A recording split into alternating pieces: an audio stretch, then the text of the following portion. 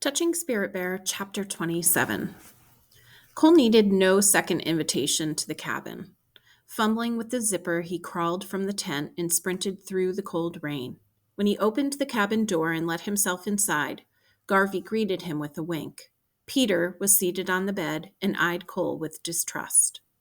"Thanks, Peter," Cole said. After drying off and putting on new clothes, he heated water for hot chocolate. "Anybody else want something hot?" he asked. Garvey shook his head. "How about you, Peter?" Cole offered. Peter shrugged. When the water came to a boil, Cole made up 2 cups of hot chocolate and handed one to Peter, who took it hesitantly.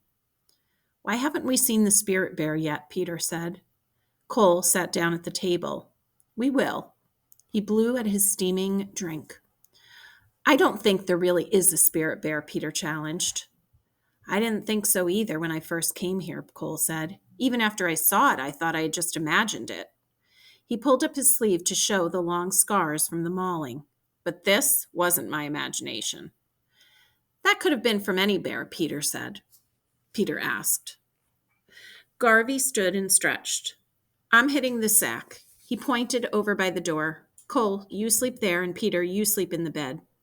He handed Cole a rolled-up piece of foam. "Here, it beats a hard floor. Use one of my blankets tonight. Tomorrow, we'll dry out your sleeping bag." "Thanks," said Cole. Garvey stretched out his own foam pad and positioned himself between Cole and Peter. "Whoever stokes the fire during the night gets an extra pancake in the morning," he said. "I'll do it," Cole said.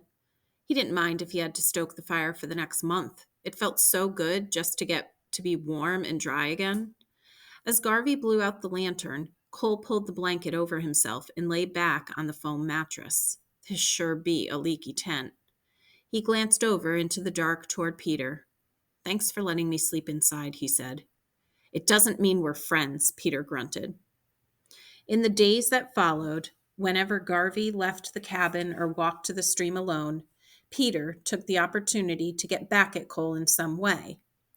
Twice he walked in his muddy boots across Cole's sleeping bag. Every time he passed by the hooks where they hung jackets to dry, he knocked Cole's jacket to the floor.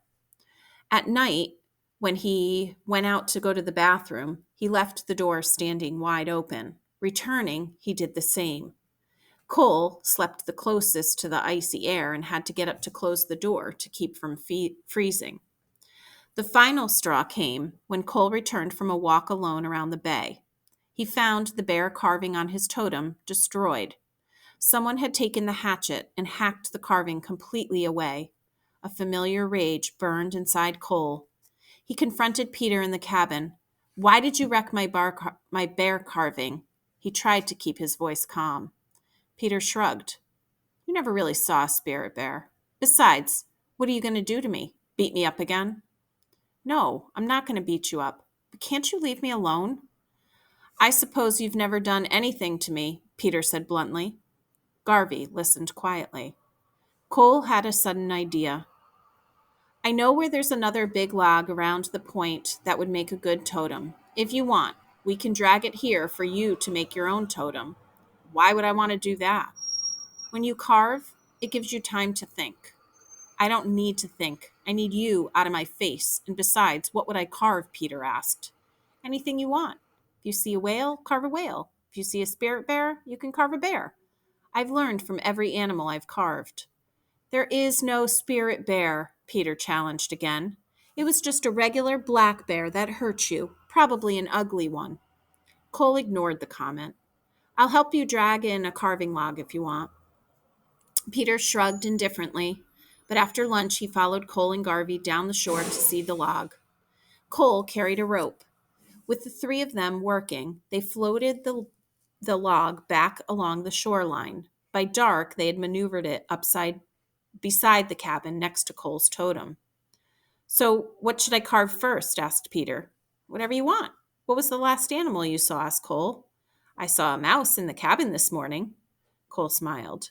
"Then tonight we'll dance the mouse dance, and tomorrow you can carve a mouse." "I'm not going to dance a dumb mouse dance," Peter said, his voice thick with sarcasm. "Every animal has something to teach us," Cole said. When Peter didn't answer, Cole motioned toward the trees. Let's collect firewood for the dance. You collect firewood, Peter said, heading for the cabin. It was your idea. I'll help you, Garvey said.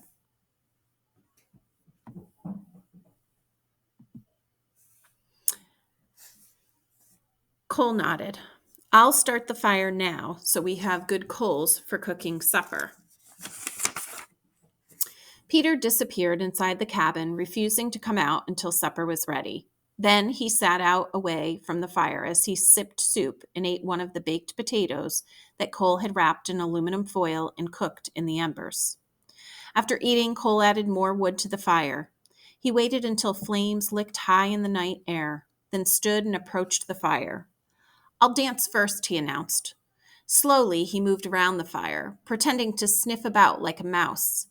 Suddenly, he scampered away from the fire as if frightened, then came back again, sniffing. Finally, he pretended to eat a full meal. When he finished, he sat down.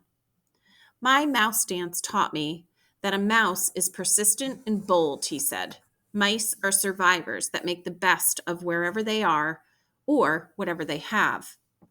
Garvey nodded. That's a good lesson. Now it's my turn. He stood and moved around the fire. Garvey's dance seemed to mesmerize Peter, who watched closely, following every movement. After Garvey finally sat down and finished explaining that mice are often not noticed and see things others don't, Peter stood and began dancing. His moves were jerky and unsure, and he kept glancing self-consciously over his shoulder, but he continued to move. When he finished, he remained standing beside the fire without speaking. So what did you learn from your dance? Asked Garvey. I learned that I look like a stupid dork, Peter said sharply. He turned and ran into the cabin. Cole and Garvey remained by the fire. He's never going to forgive me, Cole said. Garvey shrugged. Think how much your arm and hip still hurt. Wounds of the spirit heal even slower. Cole thought about Garvey's words long after they went to bed. The next morning, he went out and began carving a mouse into his log instead of going to the pond. He didn't have the heart to carve another bear where Peter had destroyed the first one. The bear carving had taken nearly a week to finish. Reluctantly, Peter came out and began carving at his own log. By late afternoon, both boys had carved mice into their logs.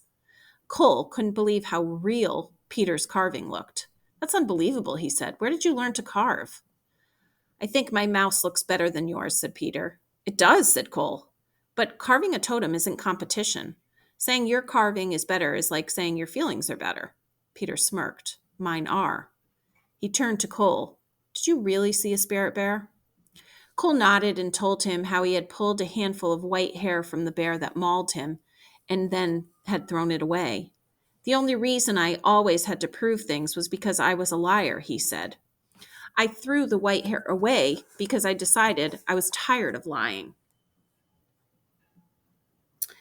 Peter studied Cole as they went to the cabin for lunch. He sat quietly through the whole meal. After lunch, he returned to his log to keep carving. I want to be by myself, he told Cole. Cole and Garvey looked at each other but agreed to take a long hike outside the bay to look for whales. It was nearly dark by the time they returned. Hiking back around the bay in the gathering dusk, Cole could see Peter still carving, but not on his own log. That jerk, Cole said. He's messing with my totem again. Hey, he screamed, breaking into a run. What are you doing? Peter stepped back from the log as Cole came running up. Cole stared down, dumbfounded. In the same spot where the bear carving had been destroyed, Peter had almost completed another bear. The new carving was so real, the bear looked as if it were stepping out of the log. That's incredible, Cole exclaimed. Hope you didn't mind, Peter said. Could you teach me how to carve like that? Cole asked. Peter shrugged. Depends on if you want to learn. He turned away and headed into the cabin.